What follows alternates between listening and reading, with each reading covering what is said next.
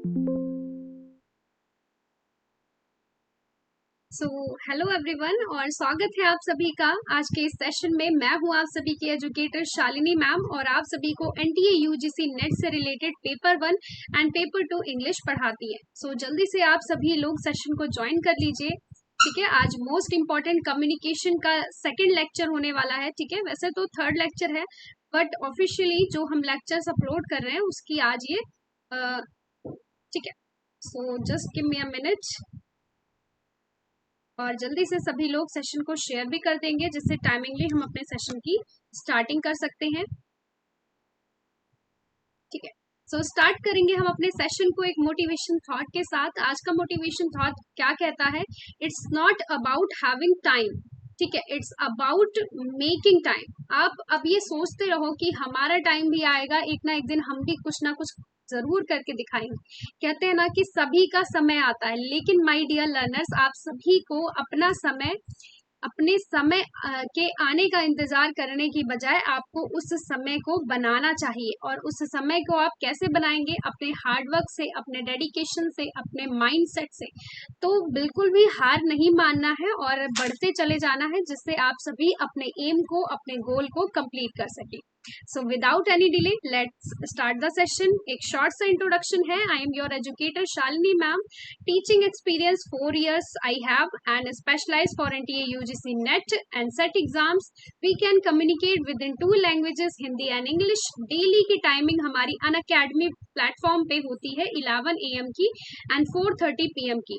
सो आप सभी लोग जरूर अनअकैडमी ज्वाइन करिए और अपने गोल की तरफ अपना एक नया कदम बढ़ाइए। ठीक है, so that's all the features of Unacademy platform. जरूर इसको आप ज्वाइन करिए और मेरी क्लासेस लीजिए और आपको साथ ही साथ यूट्यूब पे भी आपको सारी ही क्लासेस मिल जाएंगी। ठीक है, सो कम्युनिकेशन से रिलेटेड आज आपकी ये थर्ड क्लास है और पहला क्वेश्चन है आप सभी के स्क्रीन पे।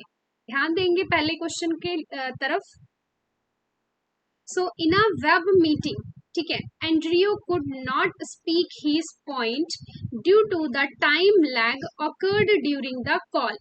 This represents which of the following barrier to communication. ठीक है, कॉल के दौरान समय अंतराल होने के कारण, ठीक है, टाइम लैगिंग के कारण वेब मीटिंग में एंड्रियो अपनी बात नहीं रख पाए। तो इस संचार के लिए निम्न में से किस बाधा को दर्शाता है? ये संचार किस कम्युनिकेशन बैरियर को दिखाता है? सिमेंटिक, मैकेनिकल, इंटरकल्चरल या फिर both A and B? What will be the correct and accurate answer? So my dear learners, here option B इसका क्या होगा? करेक्ट एंड एक्यूरेट आंसर होगा। ठीक है, तो ऑप्शन बी यहाँ पे इसका करेक्ट एंड एक्यूरेट आंसर होगा। Mechanical barrier to communication occurs when there is a defect in the device। जब भी डिवाइस में कोई डिफेक्ट हो या फिर कोई प्रॉब्लम हो used in process of communication, जब भी कम्युनिकेशन के प्रोसेस में यूज हो रहा हो और उस डिवाइस में कोई डिफेक्ट आ जाए, या फिर टाइम लैग, ठीक है, टाइम में difference, outdated equipment, equipment outdate हो, उसको अपडेट ना किया गया हो, या फिर पुराना इक्विपमेंट हो, फिजिकल डिस्टेंस हो, एक्सेट्रा। तो ये सभी फैक्टर्स रिस्पॉन्सिबल होते हैं मैकेनिकल बैरियर के। ठीक है dear learners, and semantic barrier occur होता है when there is mismatch between language. अगर लैंग्वेज और सिंबल यूज्ड में कोई मिसमैच हो जाए, मतलब जिस माइंडसेट से या फिर जिस वजह से और जिस कारण से इनकोडिंग किया गया है मैसेज, अगर उसी सेम माइंडसेट से वो डिकोड ना किया गया तो वहां पे सिमेंटिक बैरियर क्रिएट होगा। ठीक है, इंटरकल्चरल बैरियर अराइज होता है due to differences in culture. Cultural में डिफरेंस हो, लैंग्वेज में डिफरेंस हो और नेशन, राष्ट्र अगर अलग हो तो वहां पे इंटरकल्चरल बैरियर आएगा। So where's option B is the correct and accurate answer. Clear है सभी को? So let's move to the another question. Next question क्या कहता है? Which of the following is not a newspaper. इनमें से कौन सा एक न्यूज़पेपर नहीं है? Option A, B, C, D. चारों ही ऑप्शंस को जल्दी से आप सभी लोग पढ़ेंगे और मुझे बताएंगे what will be the correct and accurate answer. Option A कह रहा है योमियूरी शिम्बुन। ठीक है, क्या ये न्यूज़पेपर नहीं है? Option be the Hindu, option see the guardian, and option D Harvard business review, HBR के नाम से भी इसे जाना जाता है। ठीक है, तो जल्दी से मुझे बताएं क्या इसका सही आंसर होगा। So my dear dear dear learners, आपका योमिउरी शिबुन क्या है? ये एक न्यूज़पेपर है, जापान में फाउंडेड हुआ था, जापान के टोक्यो में, जापान के टोक्यो में। और कब हुआ था ये? 1874 में हुआ था। ठीक है, तो ये न्यूज़पेपर है। तो दिस इज द हिंदू भी हमारे इंडिया का न्यूज़पेपर है, गार्जियन आपका लंदन का न्यूज़पेपर है, और हार्वर्ड बिजनेस रिव्यू ये क्या है? एक मैगजीन है। ठीक है, तो ये एक मैगजीन है, it's not a newspaper. So option D यहाँ पे इसका करेक्ट आंसर होगा। Let's see the explanation. The Yomiuri Shimbun एक न्यूज़पेपर है, जापान का, फाउंड हुआ था 1874 में। हेडक्वार्टर कहाँ है इसका? टोक्यो में। It is one of the top selling newspaper. अब ये वर्ल्ड का, पूरी दुनिया का टॉप सेलिंग न्यूज़पेपर है, योमिउरी शिम्बुन। ठीक है, तो नाम भी इसका याद रखेंगे, क्लियर, पूछा जा सकता है। नेक्स्ट क्वेश्चन है, the Hindu is an Indian newspaper. Hindu क्या है? एक इंडियन न्यूज़पेपर है। The guardian is the second most popular newspaper है पूरी दुनिया का। ये फाउंड हुआ था 1821 में। हेडक्वार्टर इसका है लंदन, यूके। ठीक है, तो हेडक्वार्टर इसका लंदन, यूके में है, और ये आपका सेकंड मोस्ट पॉपुलर न्यूज़पेपर है।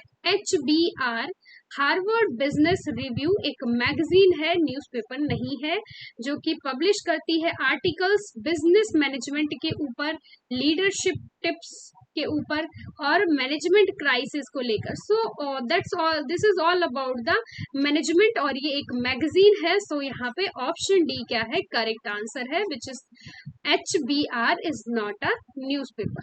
ठीक है, next question my dear learners, the Ramon Magsaysay award is given in the field of.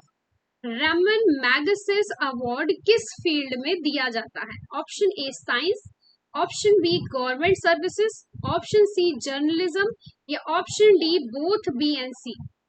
जल्दी से मुझे बताएंगे क्या इसका सही आंसर होगा। So my dear learners, option D इसका सही आंसर होगा, यानी बोथ, सरकारी सेवा और पत्रकारिता के लिए दिया जाता है, विज्ञान के लिए नहीं दिया जाता।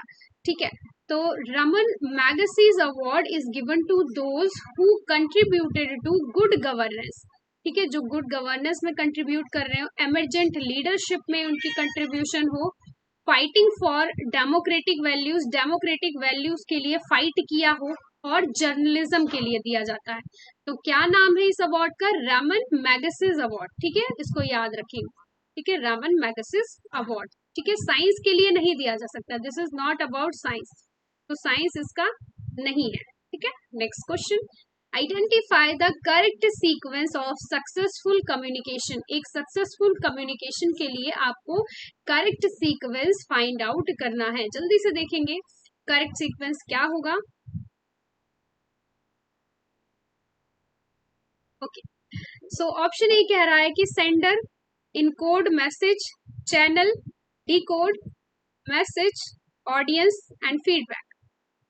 ऑप्शन बी कह रहा है sender encode message, audience, channel decode message, feedback. Option C sender encode decode channel audience feedback. Option C sender encode message channel decode message feedback audience. So यहाँ पे इसका क्या करेक्ट आंसर होगा? Option A यहाँ पे इसका correct answer होगा। सबसे पहले आपका ऑप्शन डी एलिमिनेट कर दीजिए। क्यों एलिमिनेट कर दीजिए? क्योंकि सेंडर है, इनकोडिंग है, इनकोडिंग मैसेज, सेंडर ने मैसेज को इनकोड किया, फिर चैनल ढूंढा, फिर डिकोड किया मैसेज को, फिर यहाँ पे फीडबैक कैसे आ गया? जब तक मैसेज ऑडियंस के पास पहुंचा ही नहीं है तो फीडबैक कैसे आ गया? तो ये यहाँ पे गलत हो जाता है, ऑप्शन डी। ऑप्शन सी गलत हो जाएगा। ठीक है, एक मिनट, जस्ट अ सेकेंड।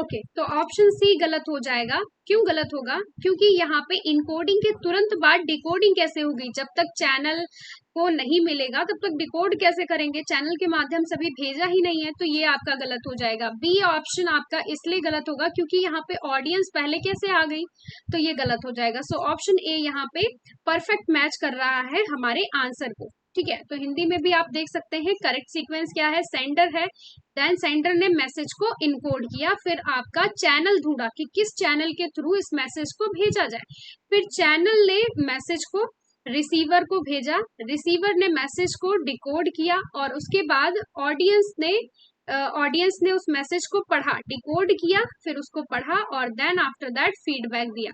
तो आपका ऑप्शन ए इसका करेक्ट एंड एक्यूरेट आंसर होगा। ठीक है, so let's move to the another question. The leaders who have a negative influence and expect that their orders should be viewed by employees are called। ठीक है, जिन लीडरों का नकारात्मक प्रभाव पड़ता है, ठीक है, और वो ये चाहते हैं कि सारे ही एम्प्लॉयज उनकी बात माने, उनके ऑर्डर को फॉलो करें, वो क्या कहलाते हैं? ठीक है, लाइजस फेयर कहलाते हैं, मैनिपुलेटिव ऑटोक्रेट कहलाते हैं, स्ट्रिक्ट ऑटोक्रेट कहलाते हैं, या फिर बोथ ए एंड बी। ठीक है, तो लेट्स सी आप लोग क्या सही आंसर करते हैं।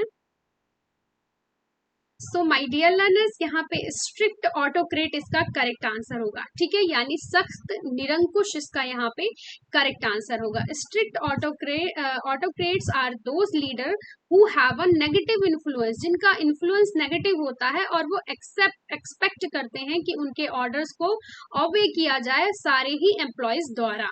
ठीक है, डिसऑबिंग देयर ऑर्डर्स लीड कर सकता है पनिशमेंट, तो पनिशमेंट के लिए तैयार होना पड़ेगा अगर उनकी बात नहीं मानी।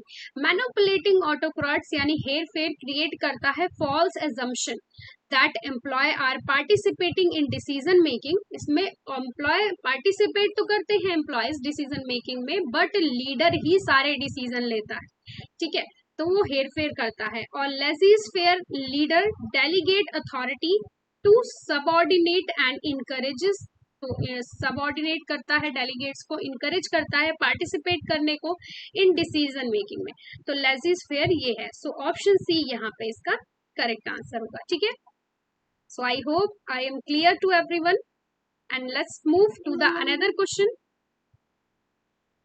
दो स्टेटमेंट्स यहाँ पे आप सभी को दी गई है, स्टेटमेंट 1 एंड स्टेटमेंट 2। इनके बेसिस पे आपको करेक्ट आंसर करना है। ठीक है, स्टेटमेंट 1 कहती है a two way communication takes place, दो two way communication take place होता है when the encoding and decoding are in operation with equal frequency, जब इनकोडिंग और डिकोडिंग इक्वल एक ही फ्रीक्वेंसी से, सेम फ्रीक्वेंसी से हो रही हो, दो या दो लोगों में, मोर इंडिविजुअल्स। ठीक है, दो या तो दो से ज्यादा इंडिविजुअल्स। ठीक है, ऑप्शन स्टेटमेंट 2 कह रहा है कम्युनिकेटर एंड कम्युनिकेटिंग, मतलब कम्युनिकेटर और जिससे कम्युनिकेट कर रहा है, communicating are related by communicated circuit, so communicated circuit से रिलेट हो, and the success of communication depend करता है उनके लेवल ऑफ रेसिप्रोसिटी उनके बीच में। ठीक है, तो क्या इसका सही आंसर होगा? सो ऑप्शन ए इसका करेक्ट एंड एक्यूरेट आंसर होगा। ठीक है,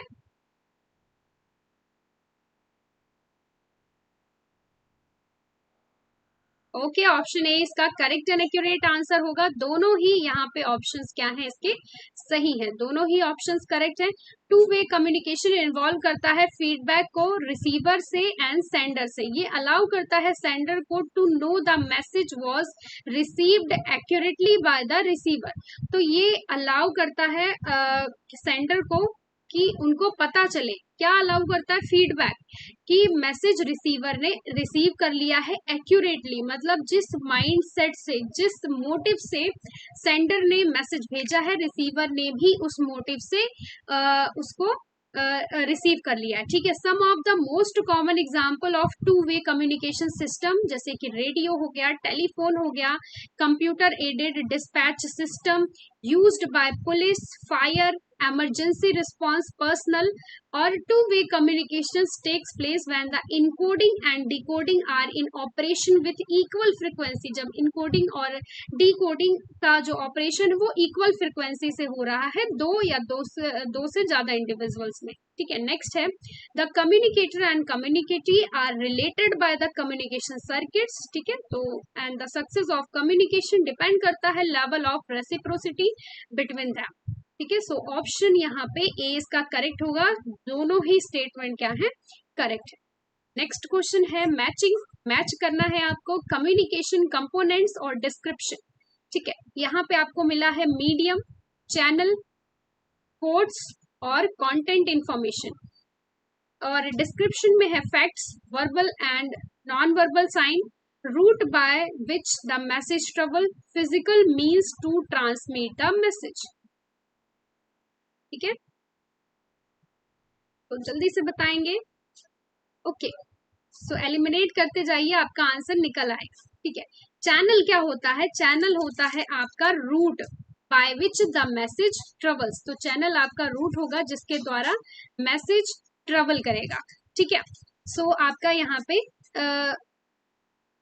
ऑप्शन डी इसके लिए सही आंसर होगा, क्योंकि अगर बी का थर्ड होगा तो बी का थर्ड यहाँ पे है ऑप्शन डी में और ऑप्शन बी में है, मतलब ऑप्शन ए गलत हो गया, ऑप्शन सी गलत हो गया, तो आपका ए और डी बचा, ठीक है। बाकी सी का देखिए, सी का कोड्स का ऑप्शन ए में थर्ड बोल रहा है, यानी routes by which the message travels, so code ये नहीं है, कोड मतलब होता है या तो वर्बल साइन हो गया या तो नॉन वर्बल साइन होगा, ठीक है। तो ये आपका कोड कहलाएगा। मीडियम क्या होगा, यानी physical means to transport the message, transmit the message, और कंटेंट इंफॉर्मेशन जो कि हो जाएगा फैक्ट। तो ऑप्शन डी आपका यहाँ पे करेक्ट एंड एक्यूरेट आंसर होगा, ठीक है। ये इसका हिंदी वर्जन है। एंड मीडियम क्या है, मीडियम है आपका physical means to transport the message, channel क्या है, रूट है जिसके द्वारा मैसेज ट्रेवल करेगा, कोड्स वर्बल और नॉन वर्बल साइन हो गए, कंटेंट इंफॉर्मेशन आपका फैक्ट का रिप्रेजेंटेशन हो गया। सो ऑप्शन डी यहाँ पे इसका करेक्ट एंड एक्यूरेट आंसर होगा, ठीक है। So let's move to the another question. The Latin word communis and communicare from which term communication is derived mean, ठीक है। तो आपको बताना है लैटिन शब्द कम्युनीज और कम्युनिकेयर जिससे कम्युनिकेशन संचार पद की उत्पत्ति हुई है, इसका अर्थ क्या है, इसका क्लियर मीनिंग क्या है। ऑप्शन ए प्रोवाइड स्पेसिफिक इंफॉर्मेशन, ठीक है, विशिष्ट सूचना प्रदान करना, मेक समथिंग अनकॉमन, असामान्य बनाना, make common the information available, जो भी सूचना उपलब्ध है उसको क्या करना, कॉमन बनाना, सामान्य बनाना। Option D produce information, information सूचना जनित करना, प्रोड्यूस करना।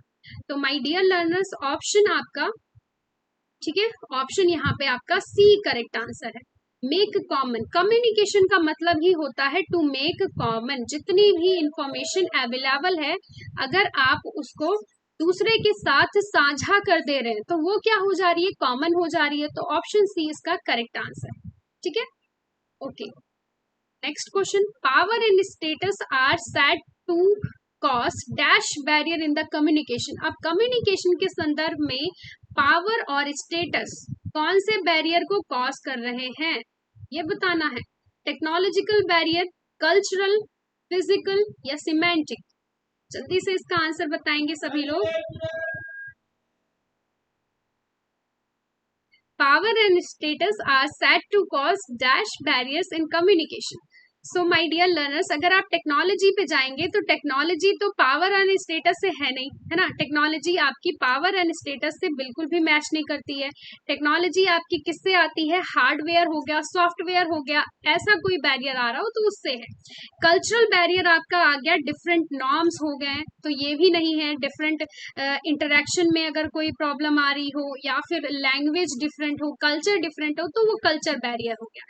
फिजिकल बैरियर तो आपका हो गया जैसे कि बाइक की हुकिंग हो गई, ट्रेन का आना हो गया, या फिर कोई इंटरनल एक्सटर्नल नॉइज हो रही हो तो वो आपका एक्सटर्नल नॉइस क्रिएट हो रही हो तो वो आपका हो गया फिजिकल बैरियर में आ गया। तो सिमेंटिक इसका करेक्ट आंसर होता है जो डिसिमिलैरिटीज के बीच में होता है, ठीक है, जो मिसअंडरस्टैंडिंग की वजह से क्रिएट होता है। किसकी वजह से? मिसअंडरस्टैंडिंग की वजह से क्रिएट होता है। तो आपका डी इसका करेक्ट एंड एक्यूरेट आंसर, ठीक है। Technology barriers are due to limited access और relevant appropriate useful hardware and software. Culture barriers due to different norms interaction in different culture. Physical barriers are most obvious barriers, ये include करते हैं noise, closed door, faulty pieces of equipment. Semantic barriers caused होता है by misunderstanding between the sender and receiver, ठीक है। Arise due to different interpretations जैसे कि meanings, words, signs और other symbols. Power and status cause होता है ऐसे ही मिसअंडरस्टैंडिंग की वजह से। सो ऑप्शन डी इसका क्या है? करेक्ट एंड एक्यूरेट आंसर है, ठीक है। सो आज का हमारा सेशन यहीं पे समाप्त होता है माय डियर लर्नर्स, और मिलते हैं आपसे अगले सेशन में और ऐसे ही बेहतरीन क्वेश्चंस के साथ। सो आशा और उम्मीद करती हूँ कि आप सभी को हमारा सेशन पसंद आया होगा और आप सभी से मुलाकात होगी कल के सेशन में, ठीक है। सो तब तक अपना ध्यान रखिए, अपना ख्याल रखिए, हंसते रहिए, मुस्कुराते रहिए, पढ़ते रहिए। जय हिंद, जय भारत।